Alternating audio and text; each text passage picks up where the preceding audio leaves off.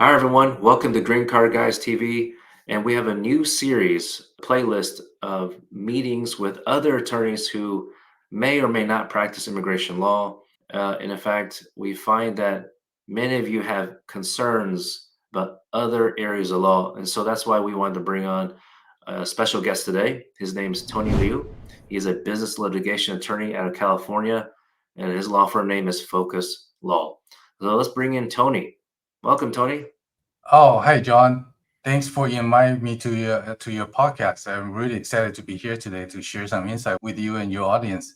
Thank you so much. Well, you've been in the legal industry for just a couple years longer than me. I Mm, know you were a former DA before, a former in the DA's office, so you have some experience that you have used there in that field mm, into the business litigation world. And we have some clients and audience members in our Green Card Guys TV community where they might have some concerns, and we're all about sharing that there is due process and yeah. sharing knowledge. So thank you so much for your time. Oh, you're welcome. Happy to do it. Happy to share.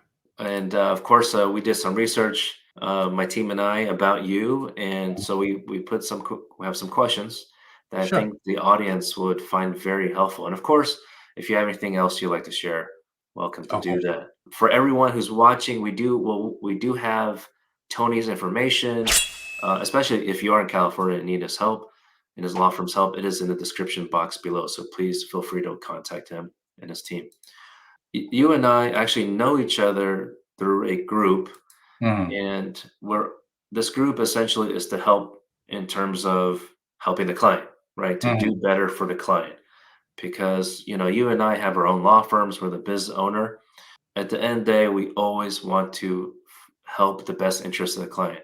And mm. so, with that being said, just go straight to it, Tony. Okay. In the business litigation world, you handle a lot of lawsuits. How do you help clients understand that settling is better than following principle and Mm, going to trial? Because I know, okay. especially certain ethnicities, they're like, I want to go get this person, I want to go get this company, but you're Mm, looking at the facts and maybe even the judge. So, mm. what's your thoughts on that?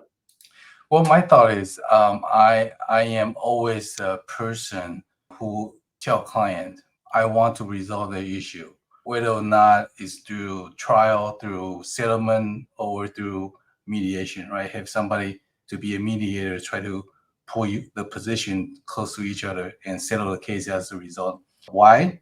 Because growing up, I saw firsthand how my parents, got into this bad business partnerships and the financial toll that they had, effect of their self-esteem and how they impact their sense of self. And imagine watching that as you grow up as a teenager, right?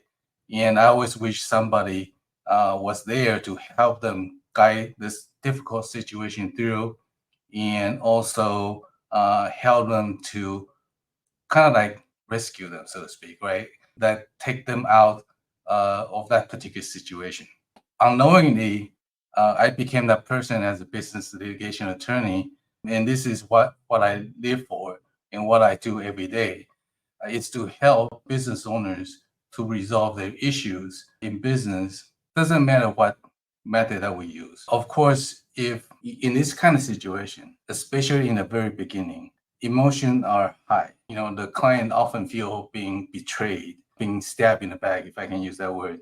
They're really angry. And I always do my best to, try to reframe this situation so that I can help them to guide them. Because, once we go through this situation and solve the issues and help them to turn a chapter and move on, there's a better opportunity on the other side. So that's kind of like my focus.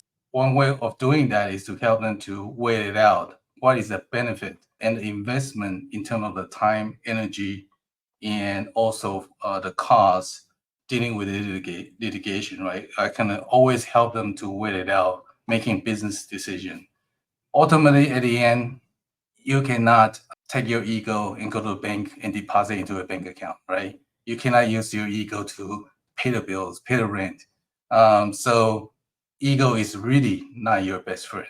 So I always remind client to really cool them down a bit, especially in the beginning, and just focus on the solution. Yes, Trial is not for everybody. It should be a very last resort. exactly. And there's just so much to say behind that. Mhm. You were mentioning about business partner type scenario, Mhm. and there's I actually had a business partner in a couple different businesses myself, and it's certainly not easy. It's people I get along with, right? That's usually the first like screening test, right, Mhm. before you become partners. Are there some things you notice that during a case, the Mhm. lawsuit's already been filed, that reasons that people tend to kind of hang on to, whether it's probably specific to emotions, but it's just kind of hanging on to it. We're finally able to convince them. Is there, like divorce cases, you hear Mhm. about kids being something they fight for, and sometimes they don't have kids and they're fighting for plates and pans. I don't know, but Yeah. is it something like maybe other than money? As that's an Mhm. obvious one, right? But it is something you're able to share, of course, without sharing specific Yeah, case information. of course, like you go into sometimes you go into business. Business often is very important for for this particular founder, right? You start a business because you want to build legacy. You want to provide better life for your family. It's your source of income. So it's very emotional when you invite somebody in or you go into a business with somebody else and then end up not working out. How do you get out? You kind of like tie into this relationship. It's not like a switch that you can turn on and off anytime that you want, right? Exit a partnership sometimes takes time, takes a lot of discussion, takes a lot of understanding, and also there's a financial consideration involved, right? So you kind of have a lot of factors to weigh it out, and it is kind of like a marriage, so to speak. Business is we always often refer this kind of matter as a similar to family court matter with your marriage without children. So you talk about separation of somebody you have spent some time with on the subject that really important to you and really personal to you. That's definitely true. Business partnership is like a marriage. So I've found that to be true. I've noticed that if I had to do like, in the legal industry, we have to track time. And if I had to do a comparison, yeah, I definitely spend way more time in the business with the Yeah. partners than my spouse. Mhm. So it's kind of sad, of course, but but it's a reality. So with that being said, Tony, Mhm. we talked about family law just a little bit. We hear about like premarital agreement. Mhm. Should people do that as well for a business? Oh, of course. When you decide to get into a partnership with somebody, there's a lot of things that you need to do, right? Don't just jump into this relationship without doing your own research, right? You need to know your partner inside and out. Once you know these partners, you also need to have some sort of partnership agreement, kind of analogous to prenuptial agreement in the family law, right? So let's break this down in two parts. Do your due diligence, do some research about your partners, know everything about this person. What are they like? What are their financial abilities? What are their values and beliefs about treating other people, for example, right? You can do a lot of things. You can have dinner with their family. You can take vacation with them if you want to. Go into their businesses and see how they treat their employees and how they treat the waiters if you go to a restaurant, how they treat their spouse and their kids. How they treat other people tells a lot about the character of this person. You kind of want to make sure that this person is compatible, right, with your value. Second thing is that you need to understand why you want to have these partners. Is because they have a certain skill set that complement yours, or you are out of desperation because your company is short of cash. Now, the latter example I mentioned, desperation, is really dangerous to go into because even you see the red flag on this person, if you're desperate, that tend to cloud your judgment and find excuses like, oh, I'm thinking too much. You happen to other people, but may not happen to me. I'm gonna go into this short relationship in short term. I'll just buy him out later.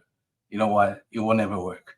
So you really need to know the other person and your reason why you want to get into a partnership. And third things, once you do all those two things, you need to have a solid partnership agreement. Who's going to do what? Rights and responsibility of each party.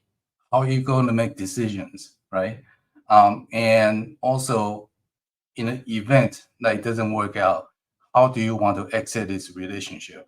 And that's very important. Most people they don't think about that. It's always easier to talk about how you're going to exit and go their separate ways when you guys are still in good terms.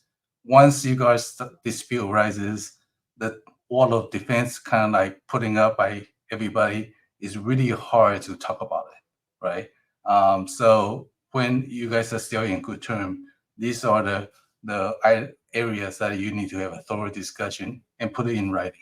Those are excellent guidance there, Tony. Thank you so much. Yeah. And I've helped some clients Mm, before I focused only on immigration, especially with partnerships. So all those ring true to me as well. I feel like it's even more in depth than a premarital agreement because, I mean, yes, you talk about the exit, but valuation, mm. also capital contribution. I don't know about premarital agreements if there's something like that, capital contribution, or like, essentially like what happens if there needs to be, what do they call that? Like a cash call or something, or the Yeah. company needs more money. Like, does that mean Mhm. all the partners? And I think there's, or not I think, but I know there are some structural differences where it may not be 50-50 or 51-49. When I've talked to people about there really needs to be a 51% at least. Yeah. We're like, "Oh, it's no problem. We're friends. It's no problem." Like, "Yeah, Yeah. okay. We'll see in a couple years. Hopefully not, but we'll see in a couple of years when there's a dispute." Yeah. So, yeah, it's very unfortunate to hear Yeah. that there's a lot of disputes. Oh, I've yeah. I've heard plenty, and I'm not in your world. So just to address that point, the worst case that you can have is to have a 50-50, right? Because if you only have two, nobody can break the tie. So either 51 if you can, if not, at least have some uneven number. The worst situation is having 50-50 where company cannot make any decision at all, right? So let's say, for example, if you have less than 50%, and the other partner is making all the decisions, and somehow you guys not in a good term, the partner forced the decision through, and you can always have an option to evaluate whether or not that particular decision is good for company or not, and that there are certain options that you can take, right? Under the law, when you have 50-50, the company is not going anywhere. And in that's really dangerous in a situation because company needs to have somebody making decisions so that you can operate. Just want your audience to be aware of that. Yeah, If absolutely. Thanks for going to watching. a bit more detail there, Tony.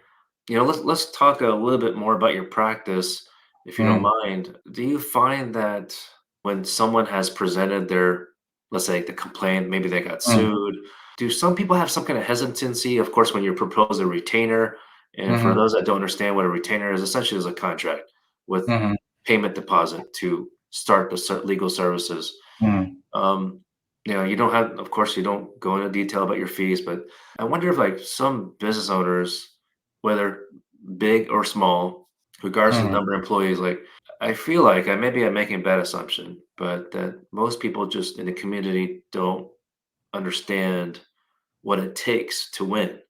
mhm, Not necessarily meaning that you have to spend so much money, but to secure legal services with a mhm, reputable attorney like yourself, your law firm, mhm. it could cost ABC dollars to Yeah. start those services, right? Can you share a little bit about that? Yes, legal cost obviously is a big factor when evaluating your options, right? And we kind of understand that. So that's why in every case, if the client decide to retain us, our next conversation is like, okay, what is the budget that you can work with, and we can form a strategy in accordance with your budget, right? The fact is you will need to invest some money into this process, but you also based on your budget that we can formulate a effective strategy for you. right? Whether or not, you know, it's a trial, or we just have to settle the case, or somewhere in between. So that is all like case by case basis. And when we evaluate a case, that is a factor that we will discuss with our client as well. Thank you, Tony. Thank you for being candid there. And I wanted to ask that question to you, Tony. I know that wasn't one of the prepared questions, but thanks for doing that on the spot.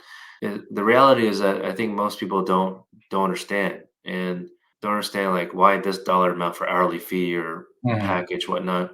But it's your business, it's your Yes. livelihood. You know, when your clients, I'm sure, like they pour their Mhm. heart and sweat and money into the Mhm. business, they have to understand that essentially having counsel, having a legal attorney should be a line item in the budget, whether personal or within the company, right? Well, of course, if there's a Mhm. dispute, then in your own personal budget, but Mhm. just so that you can be ready, that person can be ready in the worst Mhm. case scenario. And unfortunately, the worst case scenario has happened to a lot of people. Yeah. That's why you have a law firm, right?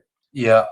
This is kind of like a cost of doing business. And I have a client kind of jokingly telling me that I am kind of like their silent partner, right?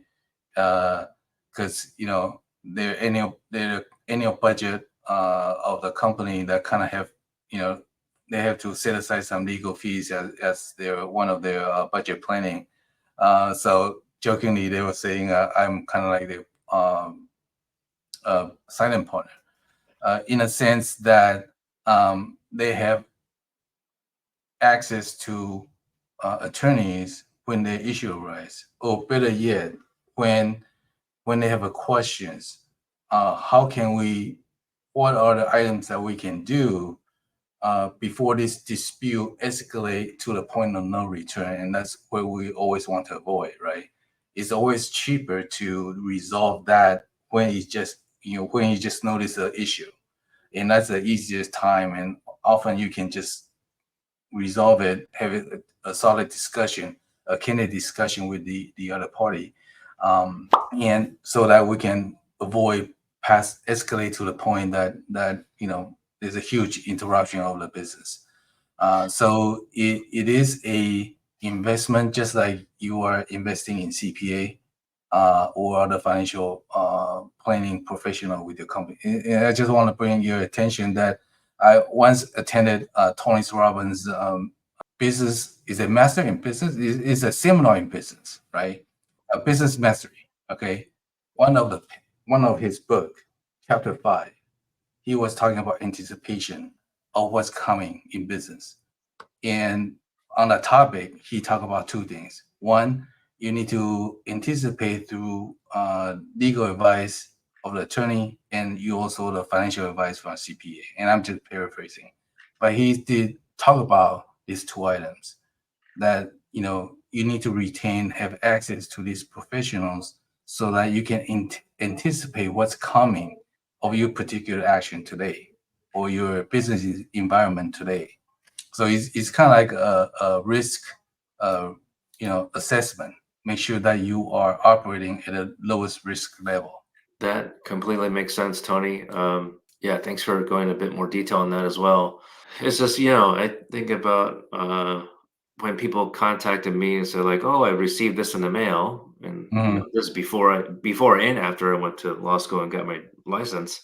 I was like, "Yeah, that's an important document," and I think it was just a summons, but it's Yeah. still very important. You can't just sit on that. And I'm sure some people have shared some documents. It was like, actually, yeah, that's right, of course. Mhm.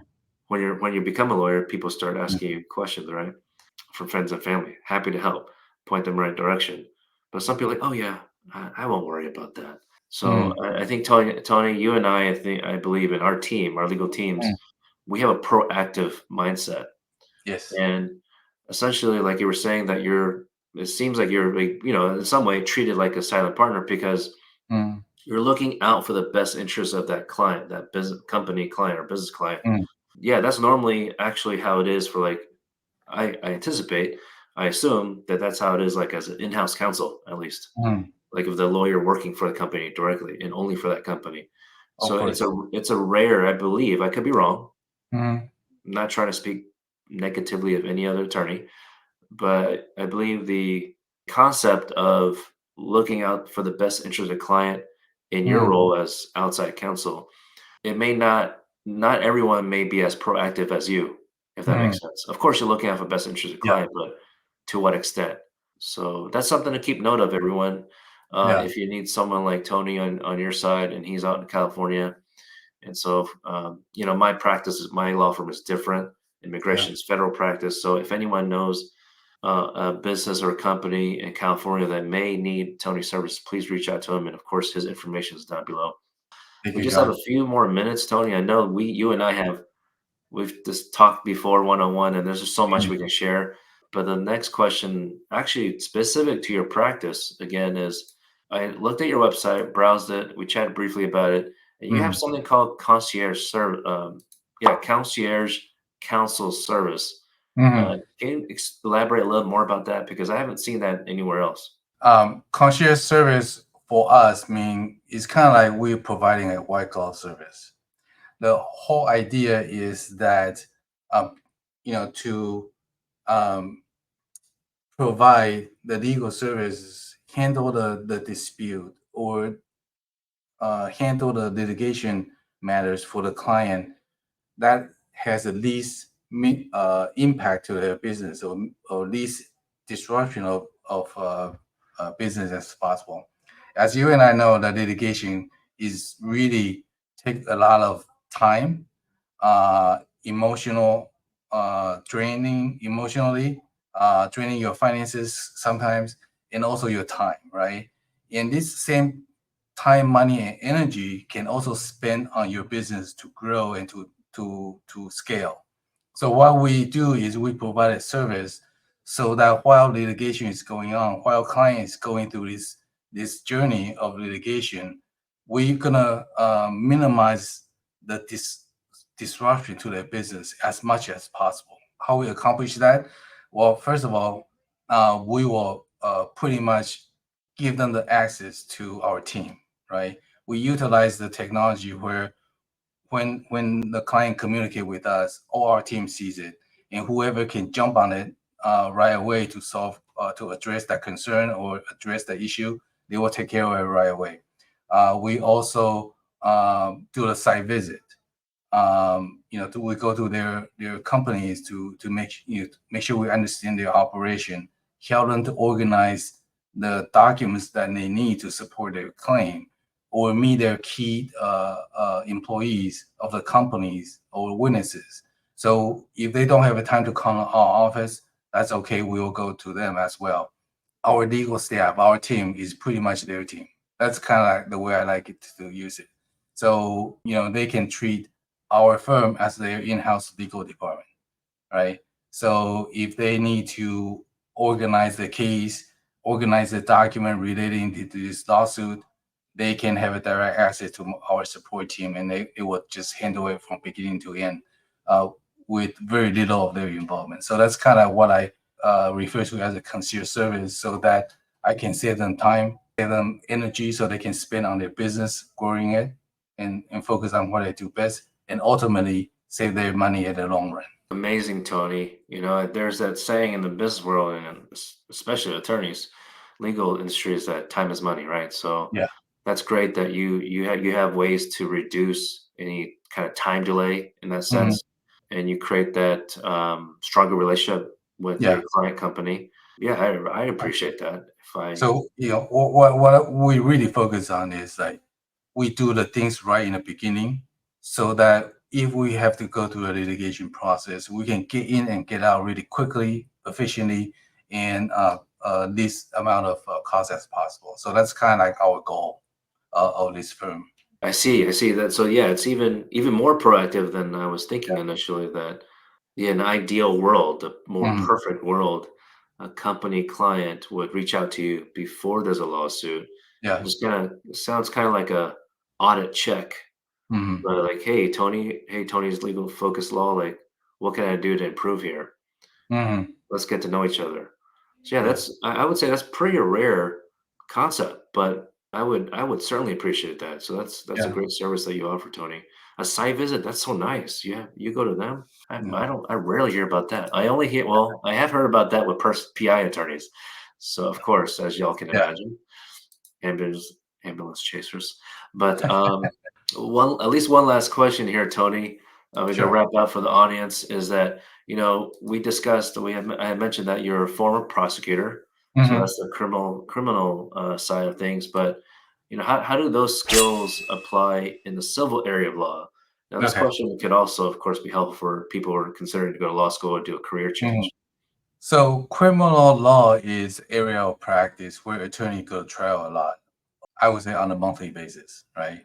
And that is really rare for civil side of legal cases like personal injury or other civil matters or especially business. We don't go to trial often because our focus is on resolve the dispute. Doesn't matter what, right? Client sometimes that's their focus. So with the skill that I learned as a prosecuting attorney in the DA's office, I learned how to try cases very often. We always do like once a month, and through that experience, I know how to try cases number one, and I know how to build up the cases from ground up so that it's persuasive. And most importantly, in a business situation, business litigation situation, because most of our attorneys they don't do trials in business matter. When they know that you are able to try cases, that you have this unshakable confidence that you can go if we need to, that really sets a tone in negotiation and for the settlement, right? That's just change the dynamic when we talk about how we're going to settle the matter.